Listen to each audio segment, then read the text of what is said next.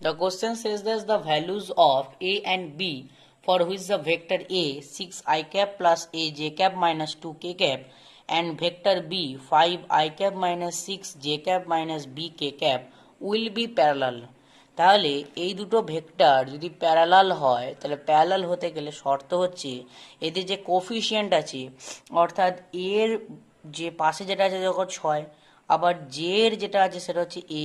আবার কে এর যেটা আছে সেটা হচ্ছে 2, তাহলে এই যে কোফিশিয়েন্ট আবার এখানে বি ভেক্টরের ক্ষেত্রে এখানে আমরা যদি দেখি আই এর পাশে দেখো 5, জে এর পাশে -6, আবার কে এর পাশে -b, কোফিশিয়েন্টের রেশিওগুলো ইকুয়াল হয়। সেখান থেকে আমরা লিখতে পারি a1/a2 equal to b1/b2 equal to c1/c2। সেখান থেকে আমরা যদি ভ্যালুটাকে পুট করি এবং এখান থেকে যদি আমরা ভ্যালুটাকে পুট করি তাহলে a ইকুয়াল টু আসবে -36/5 এবং b ইকুয়াল টু আসবে -5/3।